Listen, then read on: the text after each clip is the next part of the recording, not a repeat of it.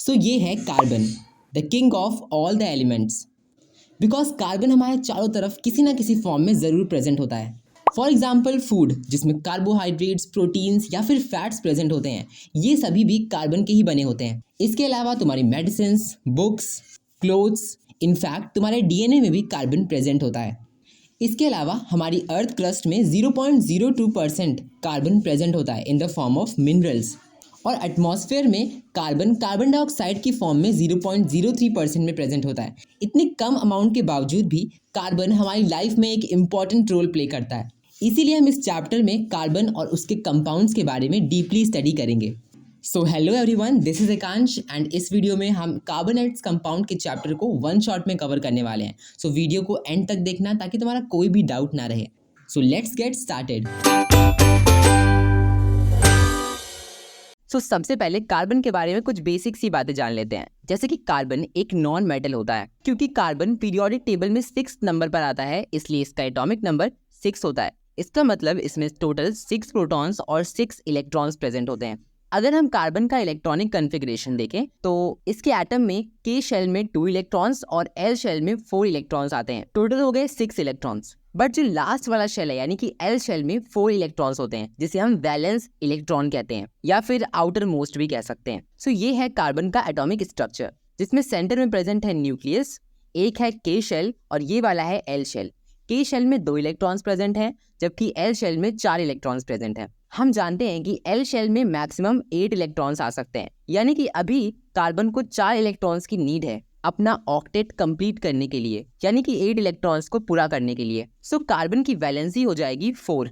सो अभी कार्बन 3 तरीके से इलेक्ट्रॉन्स को गेन करके अपनी स्टेबिलिटी को बढ़ा सकता है। सो सपोज अगर कार्बन ने 4 इलेक्ट्रॉन किसी और एटम से गेन कर लिए तो उस केस में वो C4- आयन बन जाएगा। 4- का मतलब है कि इसके पास अब 4 एक्स्ट्रा इलेक्ट्रॉन्स हैं। बट हमने देखा था कि कार्बन की न्यूक्लियस में केवल 6 इलेक्ट्रॉन्स प्रेजेंट होते हैं, और अगर 4 इलेक्ट्रॉन्स एक्स्ट्रा आ जाते हैं तो इसके पास टोटल 10 इलेक्ट्रॉन्स हो जाएंगे, जिसकी वजह से पूरे एटम को बैलेंस करना बहुत ही डिफिकल्ट हो जाएगा। इसलिए ये पॉसिबल नहीं है। सेकेंड केस ये है कि कार्बन अपने चारों इलेक्ट्रॉन्स को लूज कर दे, बट इलेक्ट्रॉन को लूज करने के लिए बहुत अमाउंट में एनर्जी चाहिए होती है। सो ये भी पॉसिबल नहीं है। इसलिए कार्बन इलेक्ट्रॉन्स को डोनेट करने या फिर गेन करने के बजाय इलेक्ट्रॉन्स की शेयरिंग करना प्रेफर करता है। इसी शेयरिंग ऑफ इलेक्ट्रॉन्स को हम कोवेलेंट बॉन्ड कहते हैं। So covalent bond are those bonds which are form by sharing of valence electron between 2 atoms. So जब भी 2 एटम्स के बीच में वैलेंस इलेक्ट्रॉन्स की शेयरिंग होती है, सो वहां पर कोवेलेंट बॉन्ड का फॉर्मेशन होता है, और ऐसे कंपाउंड्स को हम लोग कोवेलेंट कंपाउंड्स कहते हैं।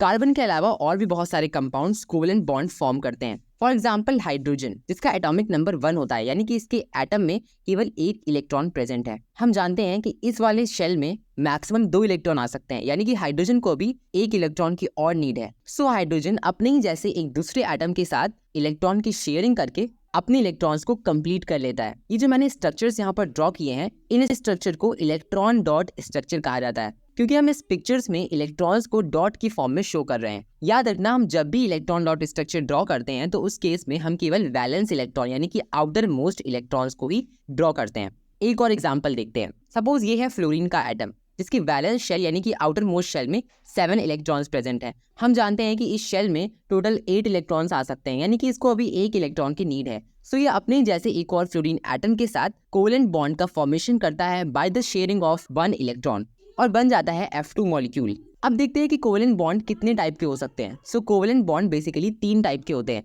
Single bond, double bond and triple bond. सबसे पहले देखते हैं सिंगल बॉन्ड के बारे में। सो अभी थोड़ी देर पहले हमने हाइड्रोजन का केस देखा था, जहां पर हाइड्रोजन ने एक एक इलेक्ट्रॉन को शेयर किया था। सो यहाँ पर टोटल 2 इलेक्ट्रॉन्स की शेयरिंग हो रही है, जिसे हम लोग एक पेयर भी कह सकते हैं। सो single bond is a type of chemical bond in which 2 atom share 1 pair of electron. Single bond में 2 एटम्स के बीच में इलेक्ट्रॉन्स का एक पेयर यानी कि 2 इलेक्ट्रॉन शेयर होते हैं। सिंगल बॉन्ड को हम सिंपली एक सिंगल लाइन भी बना सकते हैं। सो इस डायग्राम को हम लोग इस तरीके से भी ड्रॉ कर सकते हैं, जहां पर सिंगल लाइन ये शो कर रही है कि हाइड्रोजन के बीच में एक सिंगल कोवेलेंट बॉन्ड है। अब देखते हैं डबल बॉन्ड के बारे में। So a double bond is a type of chemical bond in which 2 pairs of electron are shared between 2 atoms, यानी कि यहाँ पर इलेक्ट्रॉन के 2 पेयर शेयर होंगे। फॉर एग्जाम्पल ऑक्सीजन, जिसके आउटर मोस्ट शेल में 6 इलेक्ट्रॉन प्रेजेंट होते हैं। इसको अपना ऑक्टेट कंप्लीट करने के लिए 2 इलेक्ट्रॉन और चाहिए ताकि इसके 8 इलेक्ट्रॉन्स कंप्लीट हो जाए। सो ये अपने ही जैसे एक दूसरे एटम के साथ 2 इलेक्ट्रॉन की शेयरिंग करके O2 मॉलिक्यूल बन जाता है। डबल बॉन्ड को हम लोग 2 सिंगल लाइन से शो करते हैं। सो इसको हम लोग लिख सकते हैं O डबल बॉन्ड O।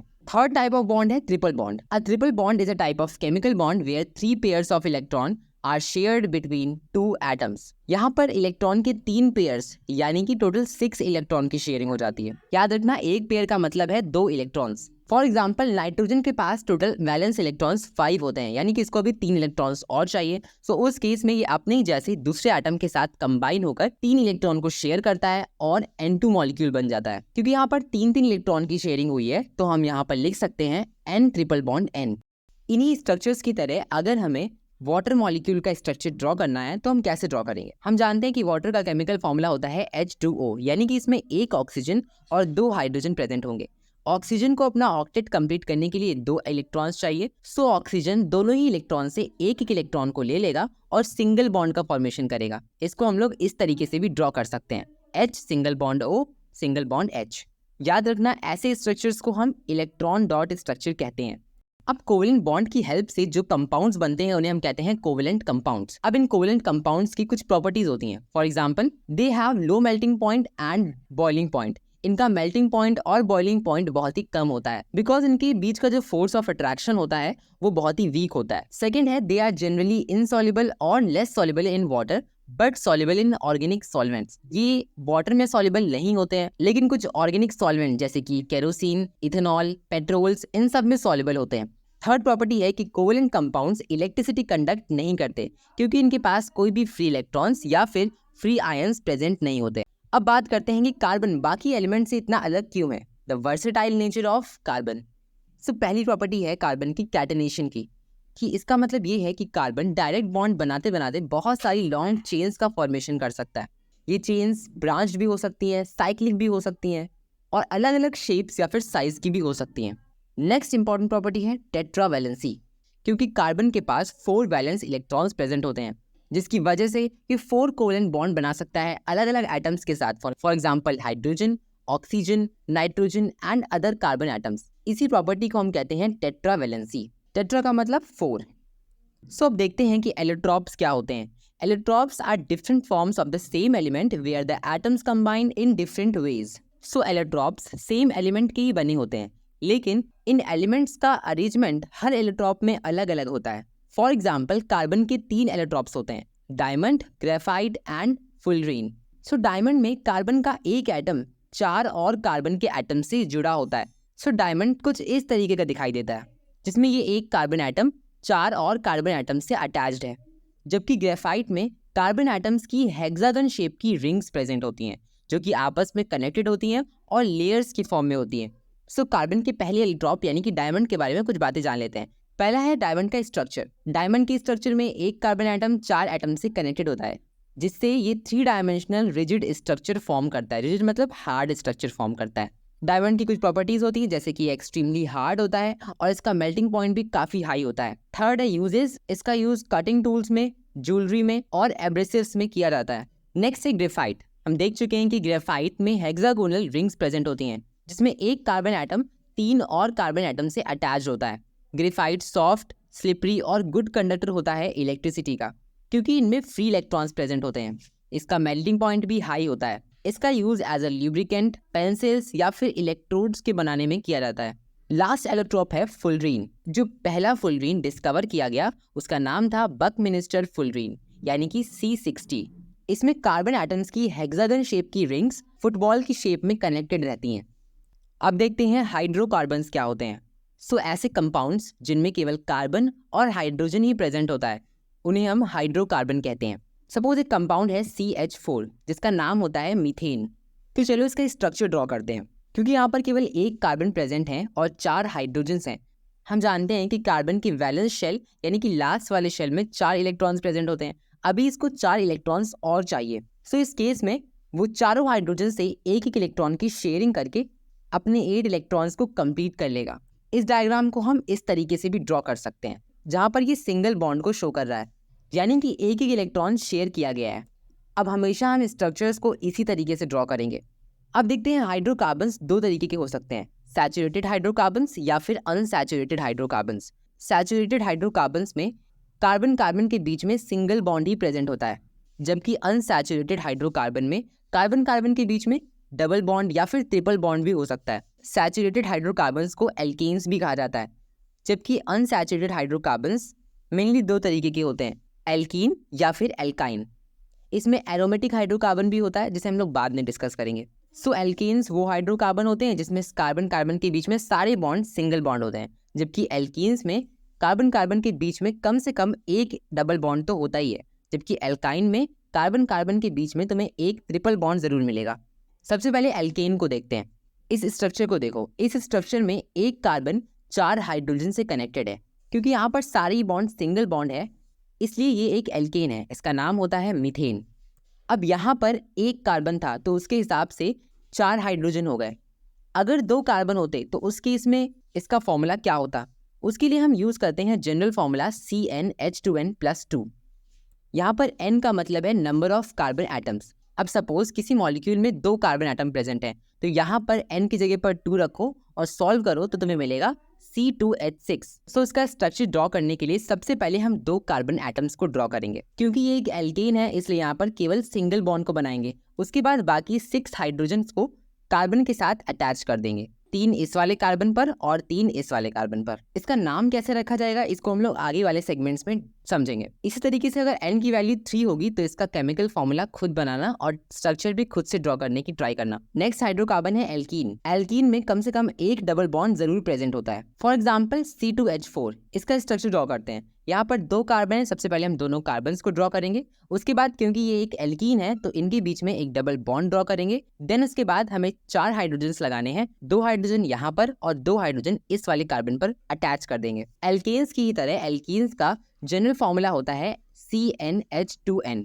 अब अगर किसी एल्कीन में 3 कार्बन एटम प्रेजेंट है तो उसका केमिकल फॉर्मूला हम बना सकते हैं। यहाँ n की जगह पर 3 पुट कर देते हैं तो हमें मिलेगा C3H6। इसका स्ट्रक्चर ड्रॉ करने के लिए हम सबसे पहले 3 कार्बन एटम्स ड्रॉ करेंगे। उसके बाद हम एक कार्बन एटम के बीच में डबल बॉन्ड ड्रॉ करेंगे और एक को सिंगल बॉन्ड से कनेक्ट करेंगे। बाकी 6 हाइड्रोजन को हमें इस तरीके से कनेक्ट कर देना है। स्ट्रक्चर ड्रॉ करने के बाद, स्ट्रक्चर बनाने के बाद ये हमेशा काउंट कर लेना होता है कि कार्बन के 4 ही बॉन्ड्स बनने चाहिए। 4 से कम या फिर 4 से ज्यादा बॉन्ड बने होने पर स्ट्रक्चर गलत होता है। सपोज यहाँ पर किसी स्टूडेंट ने इस तरीके का डायग्राम अगर बना दिया तो इस केस में कार्बन की 5 वैलेंसी हो जा रही है जो कि पॉसिबल ही नहीं है, इसलिए ये स्ट्रक्चर गलत हो जाएगा। हर कार्बन के बॉन्ड्स को हमेशा काउंट कर लेना चाहिए। इस वाले कंपाउंड का नाम है इथीन, जबकि इस वाले कंपाउंड का नाम प्रोपीन होता है। एल्कीन्स के नेम के आखिरी में इन सफिक्स लगा होता है, ये हम आगे डिस्कस करने वाले हैं। नेक्स्ट हाइड्रोकार्बन है एल्काइन। सो एल्काइन में कम से कम एक ट्रिपल बॉन्ड हमें बनाना होता है। सपोज एक कंपाउंड है जिसका मॉलिक्यूलर फॉर्मूला है C2H2, यानी कि हमें सबसे पहले 2 कार्बन एटम्स बनाने हैं।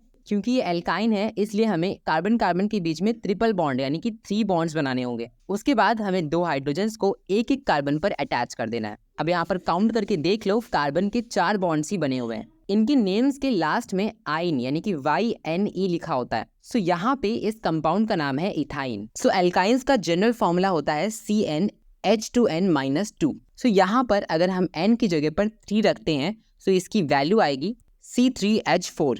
अब अगर हमें इसका स्ट्रक्चर ड्रॉ करना है तो सबसे पहले हम 3 कार्बन एटम्स ड्रॉ करेंगे। देन उसके बाद एक जगह पर ट्रिपल बॉन्ड बनाएंगे। देन उसके बाद बाकी हाइड्रोजन्स को अटैच कर देंगे। सो अब देखते हैं कि किसी भी हाइड्रोकार्बन, चाहे वो एल्केन हो या फिर एल्काइन हो या फिर एल्कीन हो, इनकी नेमिंग कैसे होती है। अगर किसी हाइड्रोकार्बन में एक कार्बन प्रेजेंट है तो उसके लिए हम मेथ प्रीफिक्स का यूज करते हैं। अगर 2 कार्बन एटम प्रेजेंट है तो उस केस में एथ, 3 के लिए प्रोप, 4 के लिए ब्यूट, 5 के लिए पेंट, 6 के लिए हेक्स एंड सो ऑन। ऐसे प्रीफिक्सेस का यूज करते हैं, यानी कि इसको हम लोग नाम के स्टार्टिंग में लगाएंगे। जबकि नेम्स के लास्ट में लगाए जाते हैं सफिक्स। अगर एल्केन हुआ तो उस केस में हम ANE ऐड करते हैं। अगर एल्कीन हुआ ENE यानी कि ईन लिखते हैं। और अगर एल्काइन हुआ तो उस केस में हम YNE लगाते हैं।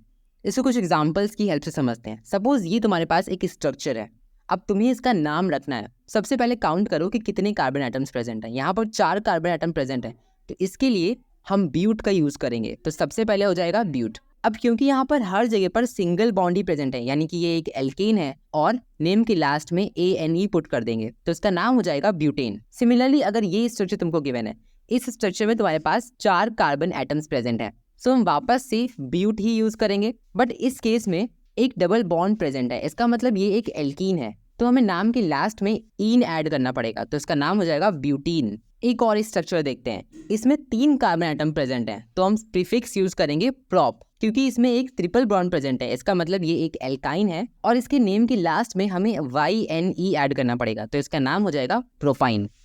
सो अभी तक हमने जितने भी हाइड्रोकार्बन देखे वो सारे स्ट्रेट हाइड्रोकार्बन या फिर स्ट्रेट चेन की फॉर्म में थे। अब हमें देखना है साइक्लिक हाइड्रोकार्बन क्या होते हैं। जैसा कि नाम सजेस्ट कर रहा है, यहाँ पर जो कार्बन एटम्स होंगे वो साइकिल के फॉर्म में कनेक्टेड होंगे।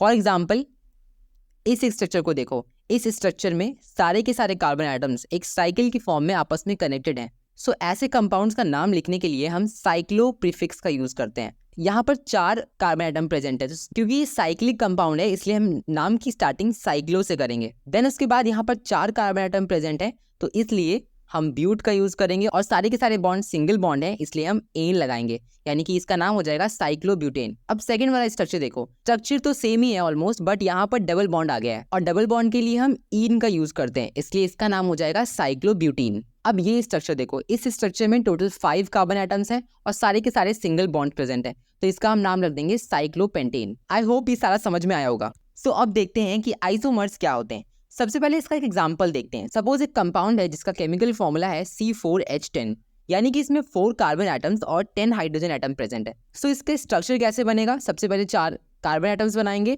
बाकी के 10 हाइड्रोजन्स को इसमें अटैच कर देंगे। सो क्या यही एक तरीका है इस स्ट्रक्चर को बनाने का? इन कार्बन्स को हम लाइंस की जगह पर ब्रांचिंग की फॉर्म में भी जोड़ सकते हैं। फॉर एग्जाम्पल मैंने 3 कार्बन को इस तरीके से अटैच किया और 4th वाले कार्बन को यहाँ पर अटैच कर दिया और बाद में सारे हाइड्रोजन को यहाँ पर लगा दिया। सो तुमने देखा यहाँ पर केमिकल फॉर्मूला तो सेम है, बट एक ही केमिकल फॉर्मूले से 2 स्ट्रक्चर बन सकते हैं।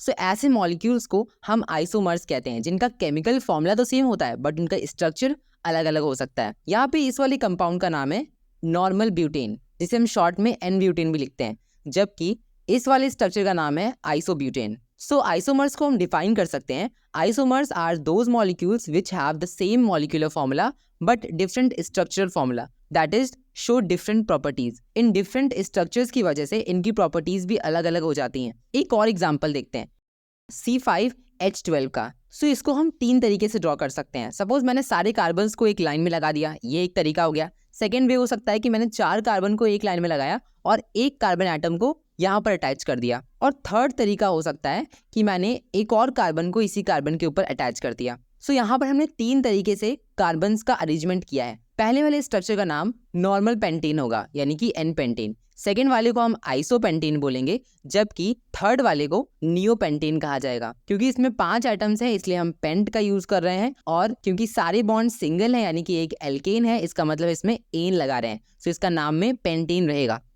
इसमें एक और टॉपिक जो तुम्हें पढ़ना है वो एरोमेटिक हाइड्रोकार्बन। ये साइक्लिक अनसैचुरेटेड हाइड्रोकार्बन्स होते हैं। इसका एक एग्जांपल अच्छे से याद रखना है, वो है बेंजीन, जिसका मॉलिक्यूलर फॉर्मूला होता है C6H6। इसमें एक के बाद एक डबल बॉन्ड होते हैं, जैसा कि तुम इस फिगर में देख पा रहे हो।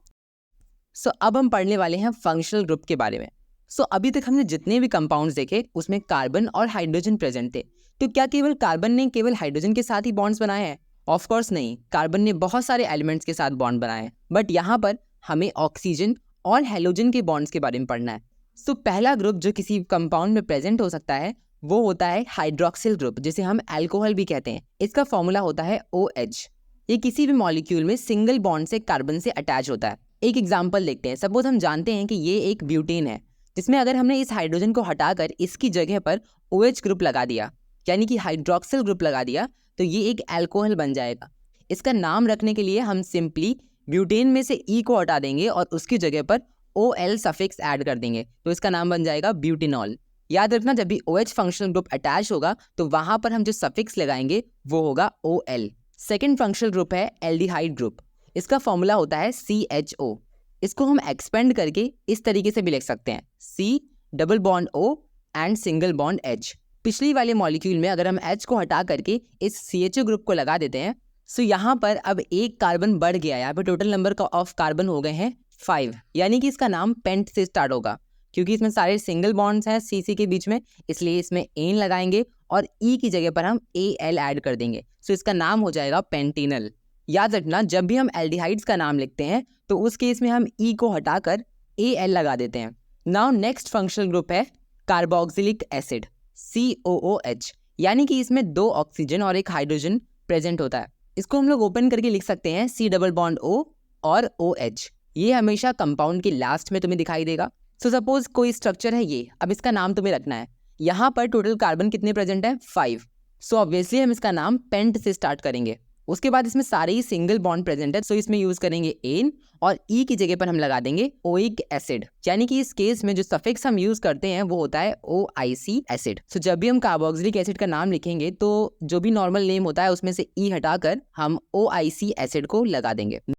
नेक्स्ट फंक्शनल ग्रुप है कीटोन। इसका फॉर्मूला होता है C डबल बॉन्ड O। ये हमेशा मॉलिक्यूल के बीच में प्रेजेंट होगा। अब ये वाला एग्जांपल देखो, इस एग्जांपल में टोटल 4 कार्बन एटम प्रेजेंट है। अब इस कंपाउंड के देखो, इस कंपाउंड का जनरल नेम होता है ब्यूटेन, बट अगर हम इस पोजीशन की जगह पर ये CO ग्रुप अटैच कर दें तो इसका नाम हो जाएगा ब्यूटेनोन, यानी कि E की जगह पर हटाकर हमने ONE ऐड कर दिया है। सो कीटोन वाले केस में सफिक्स होता है ONE, सो इसका नाम हो जाएगा ब्यूटेनोन। लास्ट फंक्शनल ग्रुप है हेलोजेंस। हेलोजेंस में बेसिकली 4 एलिमेंट्स तुम्हें याद रखने हैं, fluorine, chlorine, bromine and iodine. Fluorine के लिए हम सिंबल यूज करेंगे सिंगल बॉन्ड F, क्लोरीन के लिए Cl, ब्रोमीन के लिए Br और आयोडीन के लिए I यूज करेंगे। इनका नाम लिखने के लिए हमेशा हम प्रीफिक्स यूज करेंगे, यानी कि हम जो भी नेम होगा उसके आगे इसे लगाएंगे। अगर कंपाउंड में फ्लोरीन ग्रुप लगा हुआ है यानी कि F एटम लगा हुआ है तो उस केस में हम उसका नाम फ्लोरो से स्टार्ट करेंगे। सिमिलरली क्लोरीन के लिए क्लोरो, ब्रोमीन के लिए ब्रोमो और आयोडीन के लिए आयोडो लिखा जाएगा। एक एग्जांपल देखते हैं। सपोज इस कंपाउंड में Br एटम यानी कि ब्रोमीन का एटम लगा हुआ है। नॉर्मली इसका नाम ब्यूटेन होता है, लेकिन यहाँ पर एक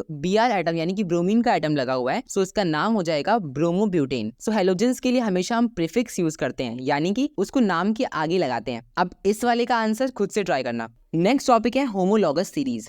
So series of organic compounds having same functional group and chemical properties and successive members differ by CH2 unit are known as homologous series.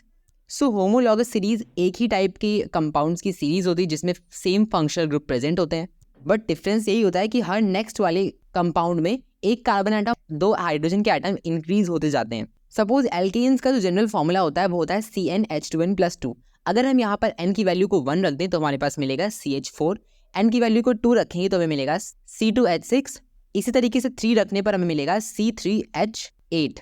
ये जो लाइन से सीरीज बनती जा रही है वैल्यूज को रखने पर, यही हमारी होमोलॉगस सीरीज होती है। इस तरीके से हम एल्कीन की सीरीज बना सकते हैं और एल्काइन की भी सीरीज बना सकते हैं। सो अब तक हमने जितनी भी नेमिंग पढ़ रखी है उसको एक बार समराइज कर लेते हैं। सबसे पहले हमने देखा था कि नंबर ऑफ कार्बन एटम्स के बेसिस पर हम क्या क्या नाम यूज करते हैं। सो 1 अगर होगा तो उसके लिए हम मेथ, 2 के लिए एथ, 3 के लिए प्रॉप, 4 के लिए ब्यूट, 5 के लिए पेंट। इसी तरीके से हमने सारे के सारे देखे थे। उसके बाद हमने कंपाउंड्स देखे थे, कुछ फंक्शनल ग्रुप्स देखे थे, जैसे कि अल्कोहल के लिए हम OL यूज कर रहे थे जो कि सफिक्स था, यानी कि इसको हम लास्ट में लगा रहे थे। एल्डिहाइड के लिए हम AL लास्ट में लगाते हैं। कार्बोक्सिलिक एसिड्स के लिए OIC लगाते हैं। कीटोन के लिए ओन लगाते हैं। हैलोजन के लिए क्लोरो, ब्रोमो, फ्लोरो या फिर आयोडो लगा सकते हैं। इसी तरीके से एल्केन के लिए ANE सफिक्स यूज करते हैं। एल्कीन के लिए इन, एल्काइन के लिए आइन और साइक्लिक कंपाउंड्स के लिए साइक्लो प्रीफिक्स का यूज करते हैं। इन सभी ग्रुप्स को, इन सभी प्रीफिक्स और सफिक्स को अच्छे से याद कर लेना, क्योंकि आगे आने वाले नॉमेनक्लेचर में हम इसका यूज करने वाले हैं। ये वाले स्ट्रक्चर्स ओपन स्ट्रक्चर होते हैं, इनकी जगह पर हम शॉर्ट स्ट्रक्चर्स का भी यूज करते हैं। जैसे कि इस सेम स्ट्रक्चर को हम इस तरीके से भी लिख सकते हैं, जहाँ पर इस कार्बन पर 3 हाइड्रोजन अटैच थे तो मैंने इसको CH3 लिख दिया, जबकि इस वाले कार्बन पर 2 हाइड्रोजन अटैच थे इसलिए इसे CH2 लिख दिया, एंड सो ऑन। आगे आने वाले स्ट्रक्चर्स को हम इस तरह से विड्रॉ करेंगे। सो अब हम पढ़ेंगे IUPAC नॉमेनक्लेचर के बारे में। वैसे तो IUPAC की बहुत सारे रूल्स होते हैं, बट क्लास 10th में तुम्हें केवल कुछ ही बेसिक रूल्स के बारे में पढ़ना है। सो IUPAC का फुल फॉर्म होता है International Union of Pure and Applied Chemistry. So ये एक ग्रुप होता है कुछ लोगों का, या फिर ये एक ऑर्गेनाइजेशन होती है जिसने कुछ रूल्स बनाए हैं कि कैसे हमें कार्बन कंपाउंड्स की नेमिंग करनी है या उनको नेम कैसे करना है। सो इसको स्टार्ट करने से पहले देख लेते हैं कि सब्स्टिट्यूएंट क्या होते हैं। जानते हैं कि कार्बन की कुछ चेन्स होती हैं, अगर इन चेन में कहीं पर कुछ एक्स्ट्रा ग्रुप लगे होते हैं तो उन्हें हम सब्स्टिट्यूएंट्स कहते हैं। अब कुछ रूल्स देखते हैं। सो नेमिंग करने के लिए सबसे पहले हमें कार्बन की एक सबसे लॉन्गेस्ट चेन चूज करनी पड़ती है। सो अगर तुम्हारे पास ये एक कंपाउंड है, सो यहाँ पर एक चेन ये वाली प्रेजेंट है और साथ ही साथ ये वाली चेन भी प्रेजेंट है, जिस चेन में सबसे ज़्यादा नंबर ऑफ कार्बन एटम मिलेंगे हम उसी चेन को सेलेक्ट करेंगे। सो हमारे पास ये वाली कार्बन चेन में 6 एटम्स प्रेजेंट है, जबकि इस वाली कार्बन चेन में केवल 5 ही एटम आएंगे। सो हमें 6 कार्बन एटम्स वाली चेन को सेलेक्ट करना है और इस चेन को हम कहेंगे पेरेंट चेन। सेकेंड स्टेप होगा कि हमें इसकी नंबरिंग करनी है। सो नंबरिंग हमें इस तरीके से करनी होती है कि जो भी सब्स्टिट्यूएंट लगा हुआ है, यानी कि जो एक्स्ट्रा ग्रुप लगे हुए हैं, वो नंबरिंग में कम पोजीशन पर आए। सो अगर हम इस साइड से नंबरिंग स्टार्ट करेंगे, सो हमारे जो ये CH3 ग्रुप्स लगे हुए हैं जो कि सब्स्टिट्यूएंट हैं, ये 4th पोजीशन पर आएंगे। लेकिन अगर हम नंबरिंग को इस साइड से स्टार्ट करेंगे, सो ये CH3 ग्रुप्स 3rd पोजीशन पर ही आ जाएंगे। इसका मतलब हमें नंबरिंग को इस साइड से स्टार्ट करना है जिससे इसको कम नंबर मिले। देन अब हम इसकी नेमिंग करेंगे। नेमिंग के लिए हमें 3 चीज़ें लिखनी होती हैं, प्रीफिक्स, वर्ड रूट और सफिक्स। जो भी सब्स्टिट्यूएंट लगा हुआ है उसके लिए हम प्रीफिक्स यूज़ करेंगे। यहाँ पे एक कार्बन वाला सब्स्टिट्यूएंट है यानी कि CH3 ग्रुप लगा हुआ है जिसके लिए हम यूज़ करेंगे मिथाइल। सो सबसे पहले प्रीफिक्स में हम इसका नाम लिखेंगे और साथ ही साथ ये भी लिखेंगे कि ये कौन से नंबर पर अटैच्ड है। सो इसको हम लिखेंगे 3 मिथाइल। देन इसके बाद हम वर्ड रूट लिखेंगे। वर्ड रूट में हमें ये लिखना है कि जो हमने पेरेंट चेन सेलेक्ट की थी उसमें कितने नंबर ऑफ कार्बन एटम्स हैं, उसके हिसाब से हमें कौन सा वर्ड यूज़ करना है। सो यहाँ पर पेरेंट चेन में टोटल 6 कार्बन एटम्स हैं। सो हम लिखेंगे हेक्स, जिसके बारे में पहले भी पढ़ चुके हैं। नेक्स्ट लास्ट में हम इसमें सफिक्स ऐड करेंगे। अब यहाँ पर कोई भी फंक्शनल ग्रुप नहीं है और ये एक सिंपल एल्केन है, तो यहाँ पर हम एल्केन के लिए जो सफिक्स लगता है ANE वो लगा देंगे। तो इसका नाम बन जाएगा 3 मिथाइल हेक्सेन। एक और एग्जाम्पल देखते हैं। अब इस वाले एग्जाम्पल में एक फंक्शनल ग्रुप दिख रहा है OH। हम जानते हैं कि ये एक अल्कोहल फंक्शन ग्रुप है जिसके लिए सफिक्स लगाया जाता है OL। सबसे पहले हमने पेरेंट कार्बन एटम की चेन सेलेक्ट कर ली जिसमें 5 कार्बन एटम प्रेजेंट है। इसको अगर हम नंबरिंग करेंगे तो यहाँ से नंबरिंग स्टार्ट करेंगे क्योंकि यहाँ से हमारा फंक्शनल ग्रुप पास पड़ेगा 1 2 3 4 एंड 5। सिंस यहाँ पर 5 कार्बन एटम प्रेजेंट है तो इसका नाम हम स्टार्ट करेंगे पेंट से। देन उसके बाद सारे सिंगल बॉन्ड्स हैं तो हम एन लगाएंगे, और क्योंकि यहाँ पर फंक्शनल ग्रुप प्रेजेंट है OH जिसके लिए OL सफिक्स का यूज़ करते हैं, सो हम E को हटाकर OL ऐड कर देंगे तो इसका नाम बन जाएगा पेंटेनॉल। इसको हम लोग पेंटेन 1 ऑल भी लिख सकते हैं क्योंकि 1 पोजीशन पर OH ग्रुप लगा हुआ है।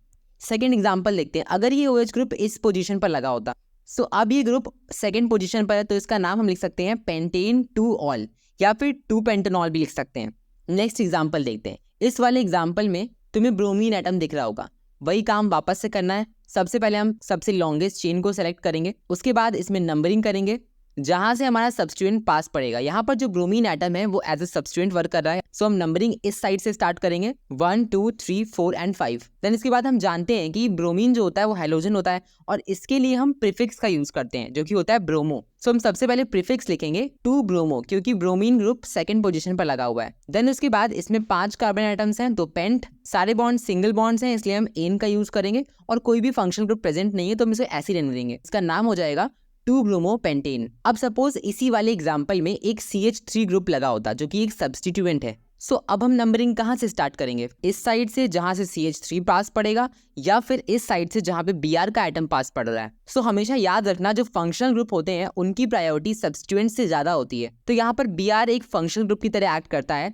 जबकि CH3 एक सब्स्टिट्यूएंट है, तो हम Br ग्रुप को ज्यादा प्रायोरिटी देंगे और इस तरीके से नंबरिंग करेंगे कि Br पास पड़े। सो हम इस साइड से नंबरिंग स्टार्ट करेंगे 1 2 3 4 एंड 5। देन इसके बाद यहाँ पर 2 ग्रुप्स हमें दिख रहे हैं, ब्रोमीन और मिथाइल ग्रुप। इस ग्रुप के लिए मिथाइल लगता है जबकि इस वाले ग्रुप के लिए ब्रोमो लगता है। सो हमें ये डिसाइड करना है कि हमें पहले किसे लिखना है। सो जब भी ऐसा कभी होता है कि एक से ज्यादा प्रीफिक्स होते हैं तो वहां पर हम अल्फाबेटिकल ऑर्डर को फॉलो करते हैं, क्योंकि Br में आ रहा है B जो कि अल्फाबेट्स में पहले आता है जबकि मिथाइल वाले में M बाद में आता है। सो इसलिए हम ब्रोमो पहले यूज करेंगे।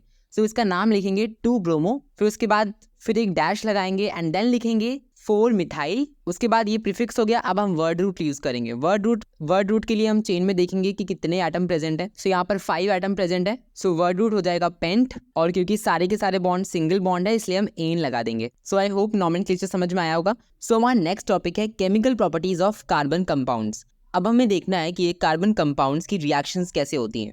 सो सबसे पहली रिएक्शन है कंबशन। सो जब भी कार्बन कंपाउंड्स ऑक्सीजन के साथ रिएक्ट करते हैं, यानी कि जब इनको बर्न करते हैं, तो उस केस में कार्बन डाइऑक्साइड हीट और लाइट का फॉर्मेशन करते हैं। For example when carbon reacts with oxygen it gives carbon dioxide heat and light. Similarly CH4 जिसका नाम है मीथेन, ऑक्सीजन के साथ रिएक्ट करके कार्बन डाइऑक्साइड, वाटर और हीट एंड लाइट का फॉर्मेशन करता है।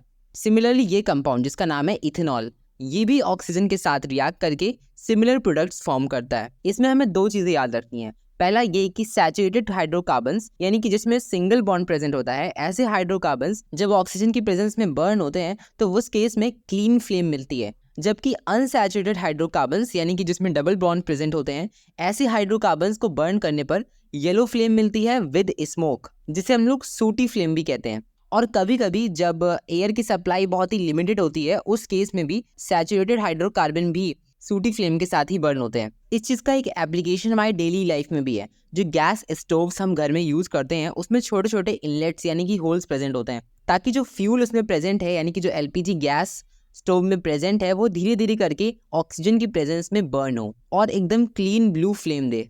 नाउ सेकंड है ऑक्सीडेशन रिएक्शंस। ऑक्सीडेशन रिएक्शंस के बारे में हम चैप्टर 1 में भी डिस्कस कर चुके हैं, जिसमें हमने देखा था कि इस रिएक्शन में ऑक्सीजन का एडिशन होता है। सो कार्बन कंपाउंड्स का ऑक्सीडेशन करने के लिए हम कुछ ऑक्सीडाइजिंग एजेंट्स का यूज करते हैं, जिनकी हेल्प से ऑक्सीडेशन पॉसिबल हो पाता है। फॉर एग्जाम्पल एल्कलाइन KMnO4 जिसे हम कहते हैं पोटेशियम परमैग्नेट, और एसिडिफाइड K2Cr2O7 यानी कि पोटेशियम डाइक्रोमेट। सो ये दोनों ही एल्कोहल्स को कार्बोक्सिलिक एसिड में कन्वर्ट कर सकते हैं। फॉर एग्जाम्पल इथेनॉल जो कि एक एल्कोहल है, जब इसको हम इन रिएजेंट्स के साथ हीट करते हैं तो ये इथेनोइक एसिड का फॉर्मेशन करते हैं। नेक्स्ट टाइप ऑफ रिएक्शन है एडिशन रिएक्शंस। ये रिएक्शंस अनसैचुरेटेड हाइड्रोकार्बन्स में होंगी, यानी कि इसमें डबल बॉन्ड या फिर ट्रिपल बॉन्ड प्रेजेंट है। फॉर एग्जाम्पल जब इथीन निकल कैटलिस्ट और H2 के साथ रिएक्ट करता है तो इसमें H का एडिशन हो जाता है दोनों ही कार्बन्स पर और ये इथेन में कन्वर्ट हो जाता है। निकल की जगह पर यहाँ पर पैलेडियम कैटलिस्ट भी हो सकता है। कैटलिस्ट का मतलब वो सब्सटेंस है जो रिएक्शंस को फास्ट करने में हेल्प करते हैं। अगर ये कैटलिस्ट ना हो तो इन रिएक्शंस को होने में बहुत टाइम लग जाता है। This reaction is commonly used for the hydrogenation of vegetable oils using a निकल कैटलिस्ट, यानी कि इस रिएक्शन का यूज हम वेजिटेबल ऑयल्स के हाइड्रोजनेशन में करते हैं। इस प्रोसेस में वेजिटेबल ऑयल को सॉलिड फैट यानी कि वेजिटेबल घी में कन्वर्ट किया जाता है। इसी को हम लोग हाइड्रोजनेशन ऑफ ऑयल भी कहते हैं। Now next type of reaction है substitution reaction. So replacement of one or more hydrogen atom of an organic molecule by another atom or group of the atom is known as substitution reaction. So इस reaction में एक या फिर एक से ज्यादा hydrogen atom किसी और एटम से रिप्लेस हो जाता है। इसी प्रोसेस को हम सब्स्टिट्यूशन रिएक्शन कहते हैं। फॉर एग्जाम्पल जब मीथेन यानी कि CH4 क्लोरीन के साथ रिएक्ट करता है in the presence of sunlight, so ये क्लोरोमीथेन का फॉर्मेशन करता है। इस रिएक्शन में एक हाइड्रोजन क्लोरीन से रिप्लेस हो गया है। अब हम देखेंगे दो बहुत ही इंपॉर्टेंट कार्बन कंपाउंड्स के बारे में, ethanol and ethanoic acid. So ethanol का स्ट्रक्चर कुछ ऐसा होता है जिसको हम पहले भी देख चुके हैं। सो इथेनॉल रूम टेम्परेचर पर लिक्विड होता है। इसको कॉमनली अल्कोहल भी कहते हैं और ये अल्कोहलिक ड्रिंक्स का एक मेन इंग्रेडिएंट होता है। इथेनॉल बहुत अच्छा सॉल्वेंट होता है, यानी कि इसमें काफ़ी सारी चीज़ें सॉल्युबल हो जाती हैं। इसलिए इसका इस्तेमाल मेडिसिन में जैसे कि tincture of iodine, cough syrups या फिर टॉनिक्स में करते हैं।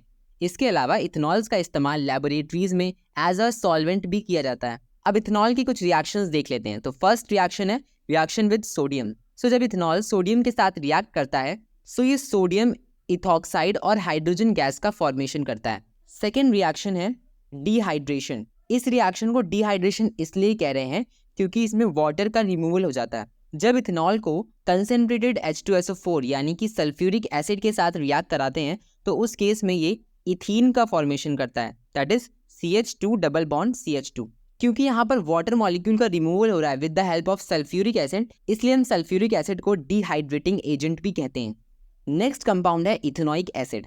इथेनोइक एसिड को कॉमनली एसिटिक एसिड भी कहा जाता है। इसका स्ट्रक्चर जब हम बनाते हैं तो ये कुछ ऐसा बनता है जिसमें C double bond O OH group present होता है, यानी कि ये एक कार्बोक्सिलिक एसिड होता है। एसिटिक एसिड का वाटर के साथ 5 to 8% सोल्यूशन विनेगर कहलाता है, जिसे हम कॉमनली सिरका कहते हैं, जिसका यूज पिकल्स बनाने में एज अ प्रिजर्वेटिव किया जाता है। Now the reactions of ethanoic acid. जब इथेनोइक एसिड और इथेनॉल आपस में रिएक्ट करते हैं तो ये ईस्टर का फॉर्मेशन करते हैं। अब ईस्टर क्या होता है? ये जो ग्रुप यहाँ पर लगा हुआ है ये भी एक फंक्शनल ग्रुप होता है जो कि ईस्टर कहलाता है। क्योंकि इसमें ईस्टर का फॉर्मेशन हो रहा है इसलिए इसे हम लोग ईस्टरिफिकेशन रिएक्शन भी कहते हैं। ईस्टर्स का टेस्ट स्वीट होता है इसलिए इसका इस्तेमाल एज अ फ्लेवरिंग एजेंट भी किया जाता है इन द आइसक्रीम्स या फिर स्वीट्स। इसके अलावा ईस्टर्स परफ्यूम बनाने में भी यूज होते हैं। सेकेंड रिएक्शन है सैपोनिफिकेशन रिएक्शन। सैपोनिफिकेशन रिएक्शन में सोप्स का फॉर्मेशन होता है। इस रिएक्शन में जब ईस्टर्स सोडियम हाइड्रोक्साइड जो कि एक बेस है इसके साथ रिएक्ट करता है in the presence of sulphuric acid, so ये इथेनॉल या फिर सोडियम एसीटेट का फॉर्मेशन करता है। इसी रिएक्शंस को हम सैपोनिफिकेशन रिएक्शन कहते हैं। नेक्स्ट रिएक्शन है reaction of ethanoic acid with basis. ऊपर वाली रिएक्शन की तरह इसमें भी जब इथेनॉइक एसिड यानी कि CH3 COOH NaOH जो कि एक बेस है इसके साथ रिएक्ट करता है तो ये सोडियम एसीटेट का फॉर्मेशन और वाटर का फॉर्मेशन करता है। नेक्स्ट रिएक्शन है reaction with carbonates and hydrogen carbonates. So carbonates क्या होते हैं जिसमें CO3 ग्रुप प्रेजेंट होगा, जबकि हाइड्रोजन कार्बोनेट में HCO3 ग्रुप प्रेजेंट होता है। सो जब इथेनॉइक एसिड Na2CO3 जिसका नाम है सोडियम कार्बोनेट इसके साथ रिएक्ट करता है तो ये सोडियम एसीटेट का फॉर्मेशन करता है। सिमिलरली जब ये सोडियम बाइकार्बोनेट यानी कि सोडियम हाइड्रोजन कार्बोनेट के साथ रिएक्ट करता है तब ये सिमिलर प्रोडक्ट्स देता है। सो इन तीनों ही रिएक्शन में सेम प्रोडक्ट मिल रहे हैं। आई होप ये मेमोराइज करना इजी होगा। इस चैप्टर का लास्ट और नेक्स्ट टॉपिक है soaps and detergents. So soap को हम डिफाइन करते हैं सोडियम और potassium salts of long chain fatty acids is called soap. इसका जनरल फॉर्मूला होता है RCOO Na+। R का मतलब है यहाँ पर कोई भी एल्काइल ग्रुप हो सकता है यानी कि कार्बन की कोई भी चेन हो सकती है। इसका बहुत अच्छा एग्जांपल है C17H35 COO- Na+, यानी कि बहुत ही लॉन्ग चेन होती है जिसमें टोटल 17 कार्बन एटम प्रेजेंट होते हैं। सो इस सोप के मॉलिक्यूल को हम इस तरीके से ड्रॉ कर सकते हैं। सो सोप या फिर डिटर्जेंट्स के मॉलिक्यूल में दो पार्ट होते हैं। एक पार्ट होता है जिसे हम कहते हैं पोलर हेड। ये पार्ट हाइड्रोफिलिक पार्ट होता है। यहाँ पर हाइड्रो का मतलब है वाटर और फिलिक का मतलब होता है लविंग, यानी कि ये पार्ट वाटर लविंग होता है। ये हमेशा वाटर की साइड भागता है, जबकि ये कार्बन चेन वाला पार्ट हाइड्रोफोबिक पार्ट कहलाता है या फिर हाइड्रोफोबिक एंड कहलाता है। हाइड्रो का मतलब वाटर और फोबिक का मतलब होता है फियर। सो ये जो पार्ट है ये वाटर से हमेशा दूर भागने की कोशिश करता है। अब देखते हैं कि सोप के वाटर मॉलिक्यूल्स क्लींजिंग एक्शन कैसे परफॉर्म करते हैं। सो हमारे जो क्लोथ्स होते हैं उनमें डर्ट या फिर ऑयल प्रेजेंट होता है। अब ये मॉलिक्यूल्स के दो पार्ट डर्ट से जाकर अटैच हो जाते हैं। जो हाइड्रोफोबिक वाला पार्ट है वो वाटर से दूर रहने के लिए डर्ट या फिर ऑयल की साइड रहता है, जबकि हाइड्रोफिलिक वाला पार्ट वाटर के साइड हो जाता है। ऐसे ही बहुत सारे सोप के मॉलिक्यूल्स डर्ट या फिर ऑयल की चारों तरफ स्ट्रक्चर फॉर्म कर लेते हैं जिसे हम मिसिल कहते हैं। जब हम क्लोथ्स को रब करते हैं या फिर उन्हें वॉश करते हैं तो ऑयल या फिर डर्ट इन मिसिल्स के साथ बाहर आ जाती हैं जिससे क्लोथ्स की क्लीनिंग हो जाती है। नेक्स्ट है hard water and soft water. जब भी वाटर सोप के साथ लैदर यानी कि फोम प्रोड्यूस नहीं करता तो ऐसे वाटर को हम हार्ड वाटर कहते हैं, जबकि वाटर जब सोप के साथ लैदर प्रोड्यूस करता है तो ऐसे वाटर को हम सॉफ्ट वाटर कहते हैं। हार्ड वाटर एक ऐसा वाटर होता है जिसमें बाइकार्बोनेट्स, क्लोराइड्स या फिर सल्फेट सॉल्ट्स प्रेजेंट होते हैं कैल्शियम और मैग्नीशियम के, जिनकी वजह से सोप्स लैदर प्रोड्यूस नहीं कर पाते। सो सोप्स हार्ड वाटर में प्रेजेंट कैल्शियम और मैग्नीशियम के साथ रिएक्ट करके इनसॉल्युबल स्टिकी प्रेसिपिटेट बनाते हैं जिसे हम स्कम कहते हैं, जिससे कि क्लींजिंग प्रॉपर्ली नहीं हो पाती और हमें ज्यादा अमाउंट ऑफ सोप यूज करना पड़ता है। इस प्रॉब्लम को ओवरकम करने के लिए डिटर्जेंट्स का यूज किया जाता है। डिटर्जेंट्स सोप से ज्यादा इफेक्टिव होते हैं। डिटर्जेंट्स को हम डिफाइन करते हैं ammonium and sulphonate salts of long chain fatty acids are called detergents. So ये था carbon and its compound. Video अच्छा लगा हो तो लाइक कर देना, सब्सक्राइब कर देना और अपने फ्रेंड्स में शेयर जरूर कर देना।